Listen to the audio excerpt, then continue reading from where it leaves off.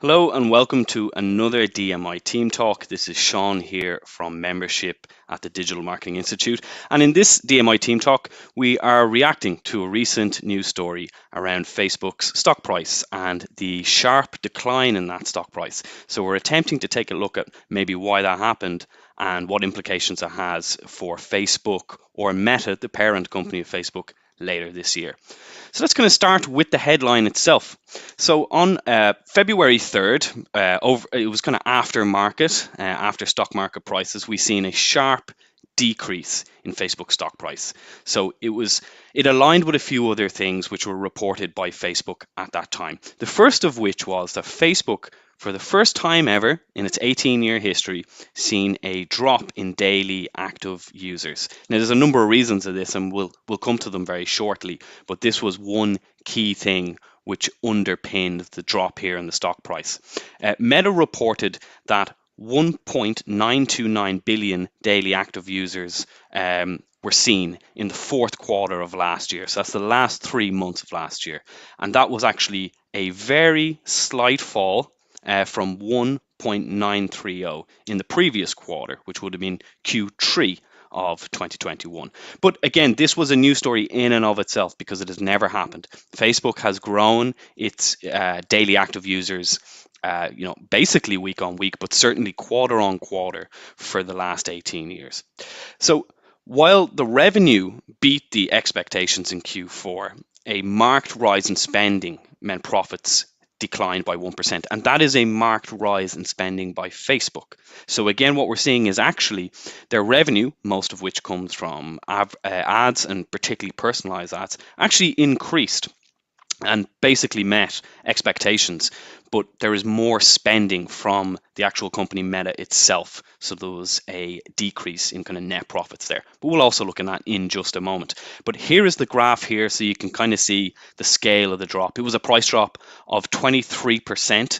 It was on February 2nd, coming into February 3rd, and it wiped 220 billion off the actual valuation of the company. So very, very significant. But let's look at some reasons. Well, we're almost taking a back step here. So one reason overall, and this has been coming for quite some time, is a trend in other competition winning market share. Before we get to that though, we'll also see that what actually happened in that first week of February was a decline in stocks of other social media companies. So Facebook were not on their own, but they suffered the biggest drop. But we actually seen Snap, which is actually the market trading name for Snapchat, fell 18%. At the same time, Pinterest moved almost 10% lower, as it states here, and Twitter was down almost 8% on the same day and continued to kind of decrease in that particular week, the first week of February. So what's happening here? Well, all of these companies are affected by a number of factors we're going to look at on the next slides. But one thing to flag here in terms of competition is that one competitor here that's at odds with all of these in the social media space is TikTok. TikTok is continuing to grow. It is the success story, the social media success story of 2021. And as we come into a new year, it looks to be very much one of the winners for later this year. So TikTok will reach 755 million monthly users in 2020. And it has seen almost 60% growth in 2020 alone. So this kind of coincides with the start of the pandemic. And last year, it actually continued to grow by quite a lot, over 40%. So massive growth for TikTok, as we're going to look at on the next slide.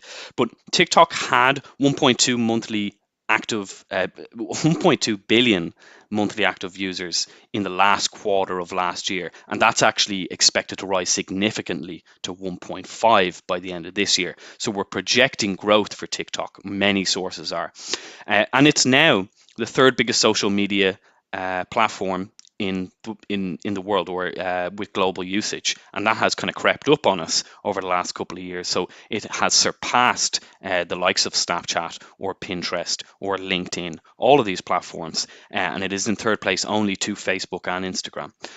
So we look here at TikTok's revenue, and this should be quite striking. This is their growth here in the last essentially the last 2.5 years. So TikTok generated an estimated 4.6 billion revenue in 2021, so last year, and that was a 142% increase year on year. The graph reflects this, and what we're seeing is the rise of TikTok is especially challenging two particular social media platforms. One of those is Snapchat, which is obviously not related to Meta or Facebook, but the other is Instagram. Now, the reason for this is Snapchat and Instagram very much have a young user base or a younger user base than platforms such as LinkedIn, YouTube, Facebook, etc.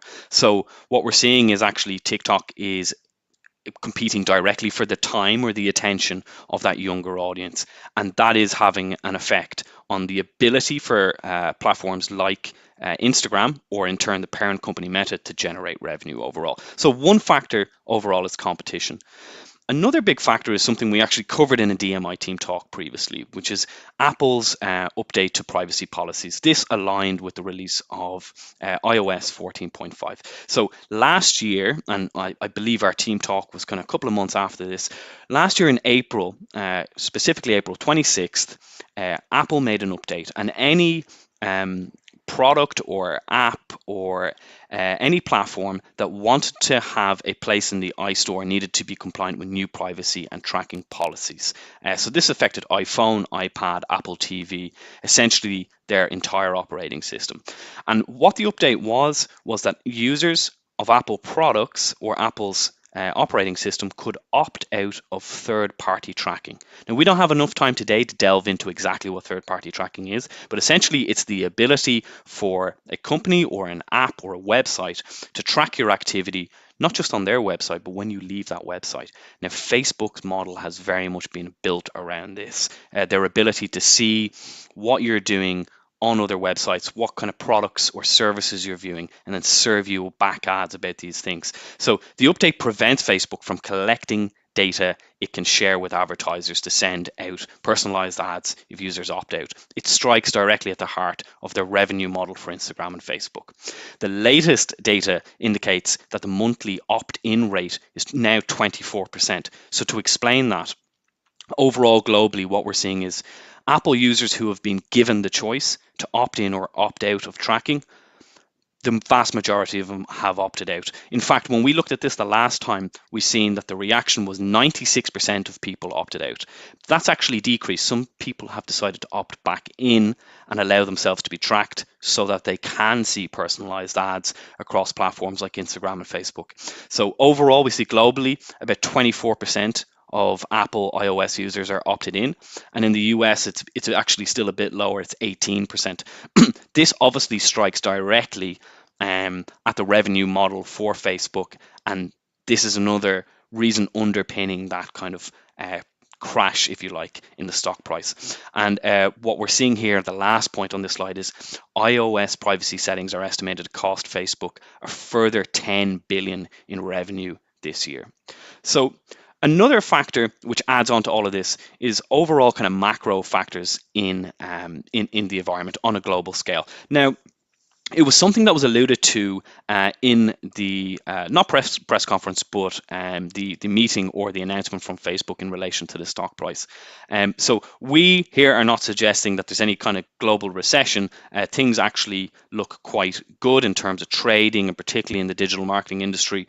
But there's a few factors that are causing uncertainty, and uncertainty always translates to drops in stock prices usually. So one such factor is surging inflation and supply chain disruption. Now, this started essentially with COVID, but for some companies in some locations, this has caused hesitancy and has caused some brands to spend less. Now, we have seen on the other side, of course, other brands win as a result of this and spend more on advertising, but there is some of this now out in the market which may affect ad spend and therefore in turn affect Facebook's ability to generate revenue, or Meta's ability to generate revenue.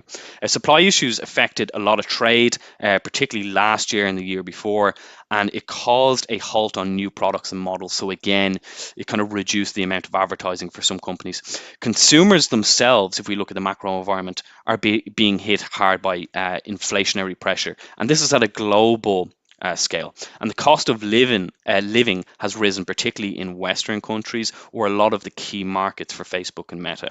So we even have now, unfortunately, more recent circumstances as we see events in Ukraine roll out. This, again, is the kind of thing that causes uncertainty. Again, it's particular to some parts of the world, like Europe, and it may impact Facebook or Meta's ability to generate revenue. That is yet to be unseen. And obviously, we're all hoping that events like that play out in a positive way over the next weeks. But it is another factor overall, the market and macro forces. And the kind of final factor, which might be a big issue here, is actually Facebook's pivot to not just become Facebook, the parent company anymore, who has WhatsApp and Instagram, but rebranding to Meta and then focusing in turn on the metaverse. And this has caused uncertainty with stakeholders or people potentially investing in Meta, the parent company, or Facebook. So Meta reported the performance of Reality Labs, which is its augmented reality division that's going to be taking care of all the development of the metaverse. They reported this for the first time, at the same time the stock crash happened. And what they basically outlined for us was that this division has reported a net loss of over 10 billion last year alone. And this was actually up 6.6 billion over the previous year. So they had lost a larger percentage of their investment the year before. Now, this in a way is to be expected. They're investing a lot now for something that's about to launch later this year. So we can't say for sure, whether actually the metaverse is going to be massively positive for them overall, and let's say their stock price, or maybe a continued negative. But there is uncertainty there. Apologies for my volume. There's all this investment, and there's no guaranteed return on it just yet. You can have faith in it, but there's no guaranteed return on it for investors. And what we also see in the same space, the metaverse, competition such as Microsoft and many others are positioning themselves to compete with Facebook on this very one specific thing, the metaverse. And we've actually seen that recently, and you may have seen headlines yourself. Microsoft spent 67 billion acquiring Activation Blizzard, who are a massive gaming company. And that is for the reason to move into the metaverse, gaming, AR, VR space and compete for what Facebook are looking to invest in themselves. So that is another thing that brings uncertainty to investors. And in the absence of any mass market adoption just yet, none of us are using the metaverse. Profits are unclear. So if you think of this from an investor's perspective, this is uncertainty and a reason to hold back, and it's a reason for stock prices to decline. So I hope that's provided a pretty good whistle-stop tour of kind of what was happening there earlier this month in the news around Facebook.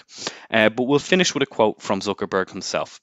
So when we take everything we've looked at on the previous slides into consideration, he says, "I'm encouraged by the progress we made this past year in a number of important growth areas like Reels, commerce, and virtual reality, and will continue investing in these and other key priorities in 2022 as we work towards building the metaverse." So you see very much the metaverse is still at the center of all their plans, resources, and possibly investment. With that said, it is uncertain what's going to happen. It could be a big positive year for Facebook, or it could actually be a year where they decline or continue to decline. So I hope that's been helpful in some way. Just before I go, I just want to flag something that's upcoming for any of you watching. Whether you're already a member of the Digital Marketing Institute or we are brand new to you, there's actually a free webinar that you can watch. It's a 1-hour webinar. It will be presented live, but if you register for it, you'll be able to watch it back at a later time. And it's on the power of social commerce and shoppable posts. And it's with our resident expert, Alison Battersby. So Alison Battersby has contributed to our courses, and she provides a lot of content to the platform. She's brilliant. She's an absolute expert in her field. This webinar is coming up on Thursday, March 3rd at 3 p.m. GMT. So that's local time in Ireland and the UK, GMT. So think of your own clock there and how that aligns. But you can sign up completely free. So you can go to digitalmarketinginstitute.com DMI.com/students. Create yourself a free member account. You won't be charged anything, and you won't be charged anything in the future, and you'll be able to register once you go to the webinar section of the platform. You'll be able to register for this and actually any other webinars for later on this year. So I hope you find that useful too. Thank you for joining us, and we hope to see you at our next DMI Team Talk soon. Take care.